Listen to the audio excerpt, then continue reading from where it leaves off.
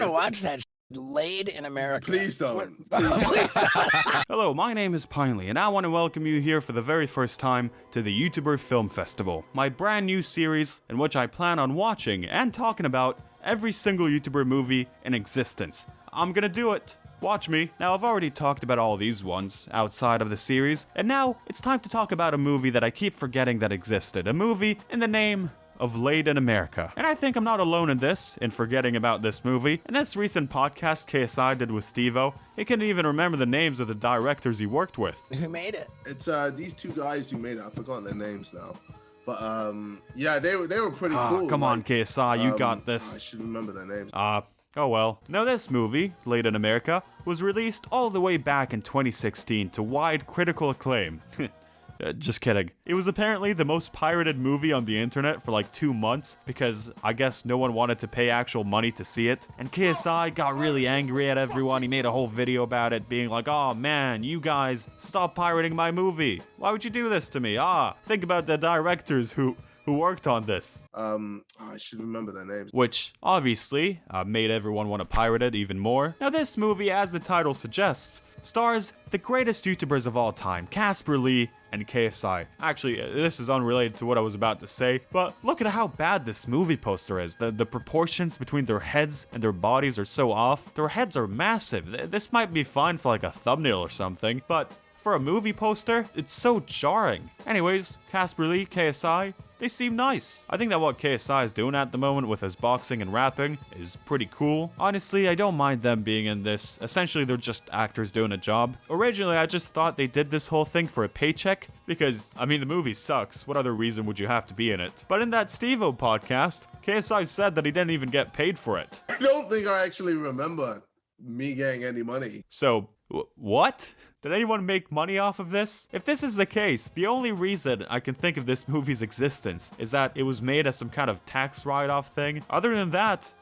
no idea. I doubt this was made because these two fellas had an insane creative urge to make this thing. The movie is about two high schoolers, Duncan and Jack, and yes, I do get what this implies. We're supposed to believe that KSI and Caspar Lee are high schoolers, which is insane. In fact, they're foreign exchange students living in America, and it's their last day of school before they need to come back to their own countries. And because of that, they feel like they desperately need to get laid in America.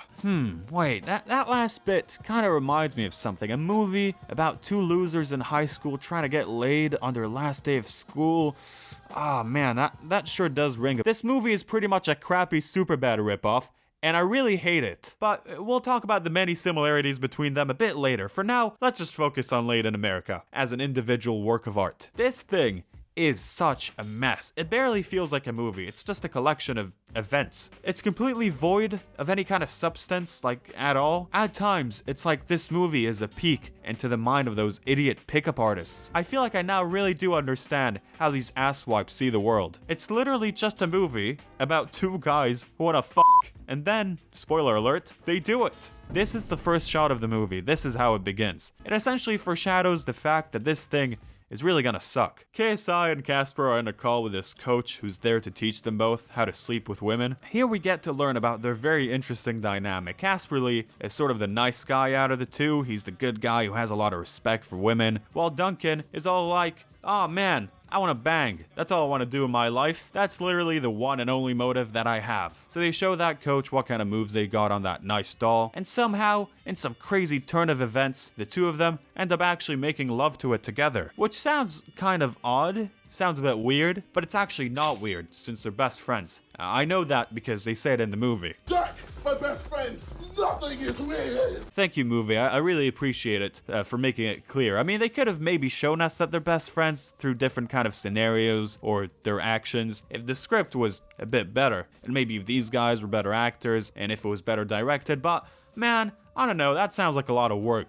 It's better to just state the fact that they're friends out loud. Tell, don't show. That's what everyone says. Anyways, they're in school now, about to see the principal because it's their last day in America as exchange students. And then this jackass goes on to announce to everyone that he's throwing a party for his cat that reached 10 million subs on YouTube. Good job, cat. I'm currently aiming to reach 1 subs on YouTube by the end of the year, so if you can subscribe, that'll be pretty nice. They go into the principal's office, and the first thing that man decides to say to them is, okay, boys, I know it's your last day in America. Did you get laid in America yet? What? What kind of question is that? Oh, you don't get it, Pinely. The joke is that this guy is saying bad words, even though he's not supposed to. He's a principal. That's hilarious. Also, he and every other character in this keep saying words like fuck and shit and, I don't know, piss every 2 seconds. I find that so annoying. Shit, fucking fuck, bitches. You're like, oh, I guess it's that kind of movie where they don't actually write any real jokes. They just swear every 2 seconds. They need to hit that 10 swear words per sentence capita, or else this movie is not going to be funny. Later, we meet Casper's love interest for this movie. It's the ex-girlfriend of that dumbass from earlier, and I know I said I'm going to save the Superbad comparisons for later, but Jesus Christ, it is the exact same scene from Superbad. In that movie, the girl comes to thank Michael Cera for giving her a pen. Here, she thanks him for letting her cheat off of him in a test. And then in both of them, the girl says he should come over to the main party event in the movie. It's the same fucking thing. Same setting as well. Everything. KSI is then in music class and he's supposed to present his final song of the year. He obviously chooses to rap because KSI is a rapper. And for some reason, I think the movie treats it as if that rap bit is good. Like, this douchebag tells him, yo, even though I'm a douchebag, this is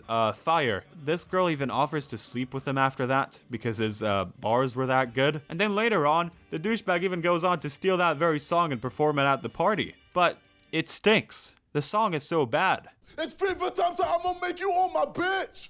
So shut the fuck up or I'll put you in a ditch. Haters getting mad, but I'm the one with lows. Are they deaf or did they hit their heads? Because this is pretty awful. I doubt that KSI even wrote that bit. It sounds like a 40-year-old man's idea of what rap sounds like. Haters getting mad, but I'm the one with lows. I mean, even at the time, KSI had better stuff than this. He made Lamborghini for Christ's sake. Anyways, Tucker, the douche, tells KSI that if he wants to come over tonight to a sick party and possibly get laid in America, he can. But only if him and Casper bring 2 hot girls with them. Hot girls that aren't in their school. So, it's like Superbad, but instead of bringing alcohol to a party, they need to bring hot girls. Okay, that's pretty cool. KSI and Casper get back home and talk to Deji, KSI's brother, also his brother in this movie. And believe it or not, in the Late in America universe, it is actually canon that Deji is a ladies' man.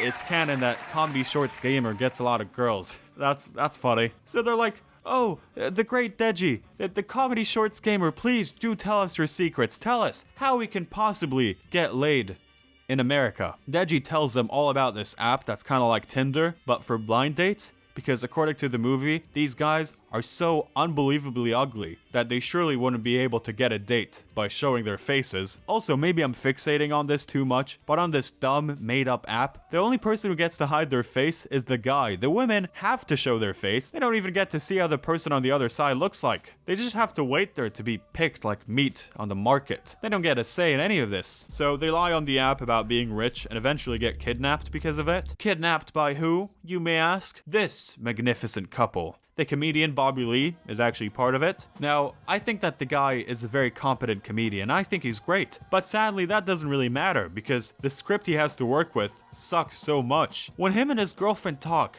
I just find myself getting bored half the time. Right off the get-go, when these two are introduced, they start talking about some of their personal relationship problems. Like, oh, you don't pay enough attention to me. Some kind of vague problem like that. They can even be asked to think of something more specific. And, you know, who cares? I don't care about their personal life problems. These characters were just introduced. You gotta give us a reason to give a shit about them. Also, if they have problems between them, maybe show that in the movie through their actions. Why do they need to say everything out loud all the time? I don't know, what am I doing? Okay, I am wasting my life with some out of shape, wannabe gangster loser. The reason why I'm out of shape is out there trying to provide for you. Now this is essentially the big thing in this movie. These two are kidnapped and they somehow need to still find a way to escape. So they can eventually get to that party and achieve their life goal of getting laid in America. This is all they care about. This is the one thing keeping them going in life. They stay up every night thinking, scheming about it, and with the sheer power of wanting to get laid in America, they eventually manage to escape. Yes. You guys are sweet boys, aren't you? Fuck you! That was maybe the only funny bit in this movie. Casper and this woman were talking together, bonding, becoming friends, and KSI comes and hits her in the head. That's maybe the only thing that I liked. Now, during the rest of the movie, they get into a whole bunch of wacky situations. At some point, they wind up in some kind of weird, freaky party where Casper Lee gets touched by their principal, which is really weird. At another point, towards the end, they do that thing that they always do in buddy movies, where the two guys have a falling out. In this movie, it essentially just comes out of nowhere. There wasn't any kind of build up to this whatsoever. They were just like, oh, we've reached Act 3, you guys. Gotta do that thing in the movies where they have a falling out. It feels very forced and out of place. They eventually both manage to find their separate ways to get into the party, which is, by the way, the lamest party I've ever seen in my whole life. And I've been to some very lame parties in my lifetime. When I was in school, we used to have parties in this field, and it was dark, you couldn't see anything, and the music was really bad. This seems worse. I don't think anyone is having fun. Then Mr. Douchebag confronts Casper Lee for flirting with his ex-girlfriend. What did you just say? I said, you're a bitch. You were dating the most beautiful girl in the whole world, and you treated her like shit. You're an asshole. She deserves someone better. What? Someone like you? Yes, someone like me. What a big whiny baby, Jesus Christ. This is the most severe case of someone having a nice guy syndrome I've ever seen. How deluded do you have to be to write this? Hey, if you're being nice to someone with the sole purpose of just getting laid with them in America, guess what? You're not actually a nice person. You're an asshole. You're the same as this guy, if not worse. The plot of this movie is so unbelievably stupid. I mean, the one thing I'll give it is that it has a decent cast. I think KSI and Caspar are honestly alright picks when it comes to this kind of comedy film. They also had actual comedians on board that have proven themselves of being really funny in different scenarios, but how are they expected to be funny in this, when what they have to work with is so bad? I mean, it's a comedy movie. It's supposed to be funny, but I didn't laugh once, because we mainly just get the same kind of 3 jokes all the time. They say shit, they say fuck, or race jokes. Ooh. Now you'd maybe expect me to say that these jokes are really offensive, that I was greatly upset by them because of how incredibly insensitive they are, but nope, that wasn't the case at all. They're just nothing. All it is that different characters just keep weirdly stating each other's race all the time for no real reason, and that's sort of it. I wouldn't really count that as a joke. When I finished watching it, I thought to myself, oh, maybe you're just imagining things, Pinely. I don't think they'd actually do that. So I drank some freshly squeezed orange juice to calm myself down and rewatched Superbad for like the 1 billionth time, and I stick by my opinion. It's a goddamn ripoff. And I'd argue that the things that they didn't copy are also some of the worst bits in the movie. Let's go over it together. So as established, the main premise of this and Superbad are the same. 2 guys on their last day of high school wanting to get laid. One of the characters is a more nice, caring, and sensible dude, where the other one just wants to get laid. In America, main difference here, I can believe that Jonah Hill and Michael Cera are actually friends in this. They talk and interact with each other the same way best friends actually would. With these two, I wouldn't believe they're friends for a hot second. I think this is the first time they met. They're mainly just kind of mean to each other throughout the whole thing. When the falling out scene happened, my first thought was just, okay, so is anything really gonna change? In Superbad, they had a slightly similar thing, but it had an actual reason to it. They were both feeling sad about the fact they're going to different colleges next year, and were too embarrassed to talk about their real feelings. It was this thing bubbling in the background throughout the whole movie. The role of the 2 cops that go around with McLovin and chase the protagonist in Superbad gets replaced by these 2 bozos and their boring relationship problems. Both of the movies have a bit where a weird, creepy guy invites them to go to another party before the main party, so they can maybe try and bring the thing that they want to bring to the main party. In Superbad, it's alcohol. In Late in America, it's 2 girls. These bits are actually really, really similar. Who's this creepy guy? I'm not creepy. I don't like this idea at all. This guy's fucking creepy, man. Look at him. We bingo bango ready to go? Both of the movies have a scene post said party where our protagonists are outside on the street after feeling defeated, which eventually leads to their falling out scene. In Superbad, again, the falling out is justified. It's been building up like a bubble ready to burst throughout this whole movie. In Late in America, just happens out of nowhere. They just felt like they had to add that in. And here is the difference that pisses me off the most. The endings. The simple but meaningful difference between them is that in Superbad, spoiler alert, I guess, if you haven't seen it already, in Superbad, they don't get laid at the end. They both realize, in their own way, how stupid and vain this kind of pursuit is. They learn to value their own friendship and realize that they love each other. it's sweet. And then the day after, they even go on cute little dates with the girls they're into, because that's a lot healthier than trying to get with drunk girls at a party. We get a nice message at the end of this film. How does Late in America end? They fuck. What's the message behind that? That they fucked, and that's pretty cool. And then they even had the balls to include this half-ass scene, so we think this movie had more heart than it actually did. Dude, come visit me in London sometime. Only if we get kidnapped and have an orgy. Good times. I love you. Love you too, man. What the fuck's going on? Scarlett says she's gonna give me free sex lessons when I get back. You deserve those. What is this? Thanks, what are man. they talking Let me know about? where you're going for college, by the way. I'm thinking about studying abroad. Fuck yeah. Are they seriously hinting towards a sequel? Are you kidding me? Do you really think this is gonna get a sequel? I want to state this loud and clear. There is no reason for you to watch this movie when Superbad exists. And if you don't like Superbad, believe me, you're gonna hate this film. Go watch anything else. Even if you're a KSI and Caspar Lee fan, I doubt they want you to watch this either. Please don't.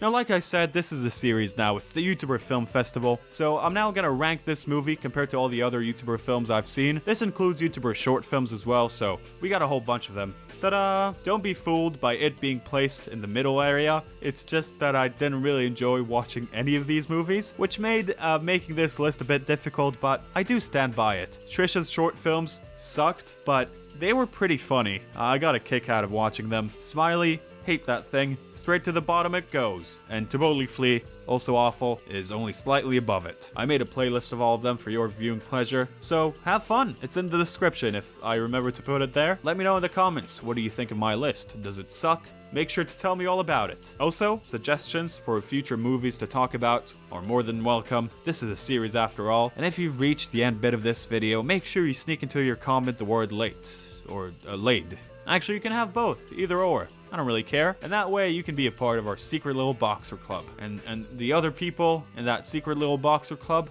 will know all about it. And that's it. Goodbye.